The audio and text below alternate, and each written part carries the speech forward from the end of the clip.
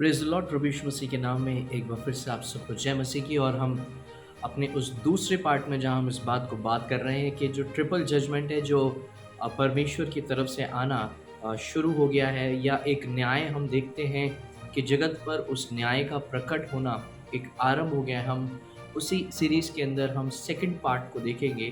पहले जो पार्ट में हमने देखा था कि किस तरीके से पैंडेमिक मरी ने या महामारी ने एक जजमेंट को पूरे वर्ल्ड के ऊपर दिखाया है। इसको ग्लोबल जजमेंट भी कहते हैं। और हम देख रहे हैं कि धीरे-धीरे हम जो सेकंड बात या दूसरी बात जो हम करने जा रहे हैं, वो मत्ती के 24वें अध्याय और उसके छठे पद में मिलती है, जहाँ पर लिखा है कि तुम लड़ाइयों की चर्चा सुनोगे तो घबरा ना जाना, क्योंकि इनका होना आवश्यक है, परंतु उस समय अंत ना होगा। प्रिय परमेश्वर का वचन आपसे और मुझसे साफ और स्पष्ट रूप से कहता है कि आने वाले समय में लड़ाई और लड़ाइयों की चर्चाओं को हम सुनेंगे। पहला हमने देखा था पैंडेमिक, दूसरी बात हम देखेंगे आज वॉर या लड़ाई। अगर आप इस वॉर या लड़ाई के बारे में बातचीत करें तो आखिर ये वॉर क्यों होते हैं, क्या वजह है कि वॉर हम देखते आ रहे हैं। और वॉर को लेकर लोगों का कहना है कि ज़्यादातर जो वॉर्स हैं या लड़ाइयाँ हैं वो धर्म के नाम पर हुई हैं। जी नहीं, धर्म के नाम पर लड़ाइयाँ कभी नहीं हुई हैं, और अगर हुई है तो उनका परसेंटेज लगभग 6% रहा है। बाकी का जो 94% है वो वॉर्स हुई हैं, वो लड़ाइयाँ हुई हैं, और इतिहास इसका गवाह है। वॉर्स या लड़ाइयाँ होने का एक सबसे प्रमुख कारण या जो सबसे इम्पॉर्टेंट वजह रही है वो थी वहाँ के इकोनॉमी और टेरिटोरियल, जो उनकी टेरिटरी थी, या ये कहें जो उनकी जायदाद थी या जो ज़मीन थी जो देश की होती थी, उसका जो पूरा एरिया जो होता था उसके पीछे अक्सर हम लड़ाइयों को देखते हैं। और अगर वर्तमान में अगर मैं आपसे टेरिटोरियल बात करूं तो वो ये है कि चाइना और इंडिया के अंदर हम इस लड़ाई को देखते हैं, भारत पाकिस्तान में इस लड़ाई को हम देखते हैं वर्तमान में कि किस तरीके से एट प्रेजेंट जो मूवमेंट हम देख रहे हैं कि ज़मीन के टुकड़े के पीछे राज्य के ऊपर, देश के ऊपर चढ़ाई करने के लिए तैयार होते हैं।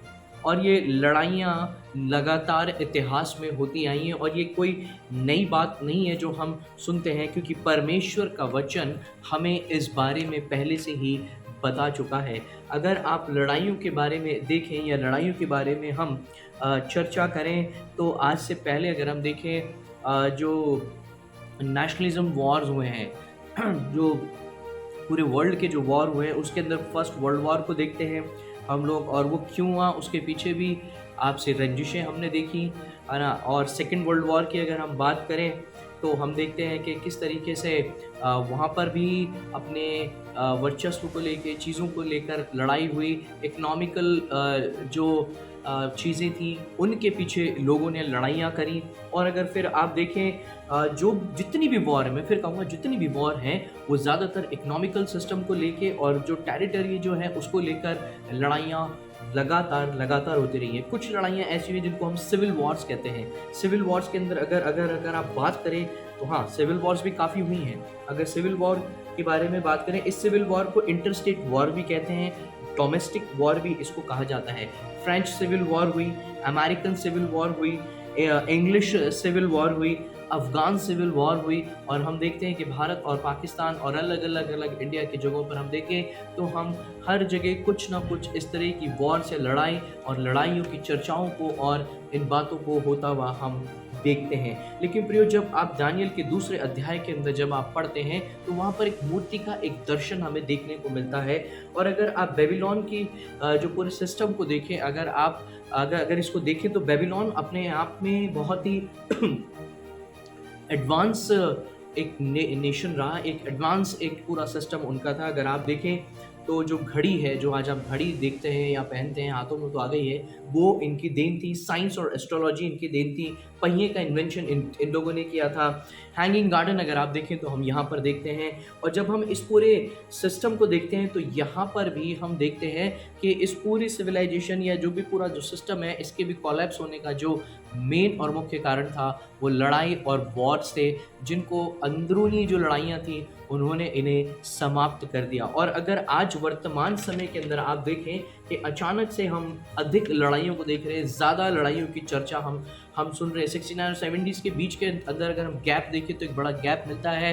90s में भी एक थोड़ा एक हमें गैप मिलता है देखने को, कि जहाँ पर कुछ पीस था, कुछ हल्कापन था, लेकिन फिर से लड़ाइयाँ शुरू हो गई। 1948 के बाद से हम देखते हैं कि फिर से लड़ाइयों का ज़ोर आ गया, या लड़ाइयाँ अपने आप में चरम पर धीरे धीरे बढ़ने लगी। और वो क्यों हुआ? क्योंकि 1948 में इज़राइल देश की स्थापना हुई, और जैसे ही इज़राइल बना, हम देखते हैं कि किस तरीके से परमेश्वर की जो क्लॉक थी, उसके बाद से वो दोबारा शुरू हो गई, दोबारा से वो आरंभ हो गई। जैसे मैं आपसे कह रहा था कि नेशंस पर किंगडम, किंगडम के ऊपर तुम देखते हैं ताइवान, चीन, भारत, पाकिस्तान, रूस, यूक्रेन जो आज वर्तमान में चल रहा है, ये सब चीज़ें हम देख रहे हैं। और साथ ही साथ कमोशंस भी होते हैं। कमोशंस यानी जो हलचल है उनको भी हम होता हुआ देख रहे हैं। जैसे सीएए हमारे इंडिया में हुआ, और हम देखते हैं कमोशंस यानी हलचल होती है। एक हलचल किस तरीके हमने किसानों की जो प्रोटेस्ट देखा।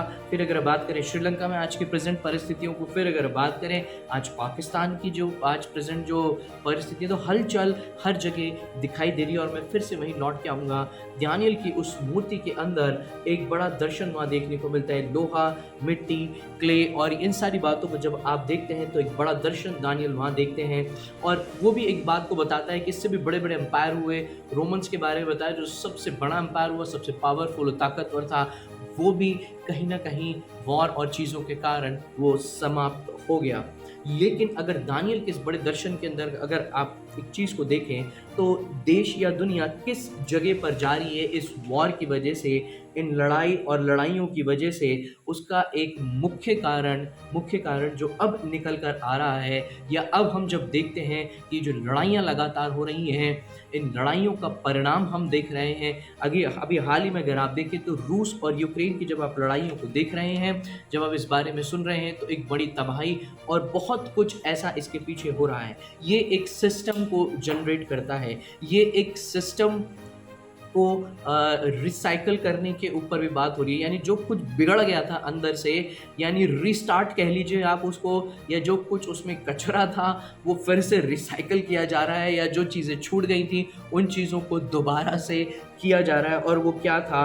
वो ये था, जो क्ले का जो दर्शन था, बहुत से लोग कहते हैं कि ये जो क्ले है ये रोबोटिक सिस्टम है या कुछ है, जो भी है, लेकिन एक सबसे इम्पॉर्टेंट जो बात जब हम इसमें देखते हैं, तो अगर आप इसकी गहरी स्टडी करें तो हम यहाँ देखते हैं डेमोक्रेसी को एक गवर्नमेंट जो फॉर्मेशन ऑफ गवर्नमेंट है, जो गवर्नमेंट की जो फॉर्मेशन होती है, आजकल हम देखिए डेमोक्रेसी के ऊपर चलती है।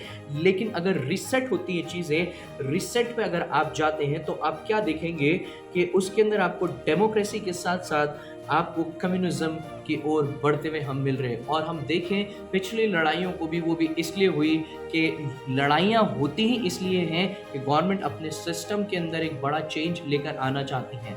और आज के समय में भी हम देखें कि किस तरीके से कम्युनिज्म जो है वो धीरे धीरे सरकारों पर हावी होता चला जा रहा है। गवर्नमेंट्स उन सिस्टम को जो पहले था फिर से लेकर आने को उतारू हो रही है। और अगर आप स्टडी करेंगे दानियल और उसके 7वें अध्याय के अंदर अगर आप देखें, दानियल उसका 7वां अध्याय 19 पद में लिखा है, तब मेरे मन में ये इच्छा हुई कि उस चौथे जंतु का भी भेद भी जान लूं, जो अन्य तीनों से भिन्न और अति भयंकर था, और जिसके दांत लोहे के और उसके नख पीतल के थे। सब कुछ खा डाला और चूर चूर करता और बचे हुओं को पैरों से रौंदता चला गया। अब यहाँ पर दानियल एक और दर्शन देखते हैं, और दानियल इस दर्शन के द्वारा दिखाते हैं कि किस तरीके से डेमोक्रेसी का जो सिस्टम है वो कोलैप्स किया जाएगा, और किस तरीके से कम्युनिज्म को दोबारा से लेके आया जाएगा। कहने का मतलब, मिंगल होंगे हम गवर्नमेंट के साथ, जनता होगी उसमें, डेमोक्रेसी को ख़त्म कर कर कम्युनिज्म की तरफ आपको लेके जाया जाएगा, ताकि आप सरकार के ऊपर डिपेंड हो जाएं। जैसे अगर हमारे भारत देश में देखें तो हाल ही में एक बड़े राज्य के अंदर जो चुनाव हुए, वहाँ के परिणामों ने सबको चौंकाया, और उसकी एक बड़ी वजह ये थी कि वहाँ पर गवर्नमेंट ने लोगों को उनकी जो चीज़ें थी, जो खाने और पीने की चीज़ें थी, वो मुहैया कराई, और उसका एक बहुत बड़ा प्रभाव हम देखते हैं कि किस तरीके से एक बड़ा रिजल्ट यहाँ आया। लेकिन प्रियो, आपको और हमें घबराने की ज़रूरत नहीं है। परमेश्वर का वचन हमसे साफ कहता है यहाँ पर, जब हम मत्ती के 24वें अध्याय को जब हम पढ़ते हैं, जब मत्ती का 24वां अध्याय हम स्टडी कर रहे हैं, जब हम देखते हैं, तो बहुत सुंदर बात परमेश्वर का वचन आपसे और मुझसे कहता है। प्रभु का वचन साफ कह रहा है कि तुम लड़ाई और लड़ाइयों की चर्चाओं को सुनोगे, तुम इन बातों को सुनोगे, तुम घबरा ना जाना, क्योंकि क्योंकि इनका होना आवश्यक है, परंतु उस समय अंत ना होगा। परमेश्वर आपसे मुझसे साफ कहते हैं कि तुम घबरा मत जाना। जब ये फॉर्मेशंस चेंज होंगी, तुम घबरा मत जाना, तुम अपने मन को कच्चा मत कर लेना, क्योंकि मैं वही परमेश्वर हूँ जो इस्राएलियों के लिए खड़ा रहा। आज भी मैं वही जीवित परमेश्वर हूँ, मैं तुम्हें संभाले रहूँगा। तुम्हारा मन कच्चा ना हो, तुम डरना मत, क्योंकि देखो जगत के अंत तक मैं सदैव तुम्हारे साथ हूँ। इसलिए वो परमेश्वर आपके और मेरे साथ है। प्रियो, हम खड़े रहें, विश्वास में मजबूत बने रहे, प्रार्थना, वचन और संगति हमारे जीवन में बनी रहे। प्रभु आप सबको आशीष दे। May God bless you all.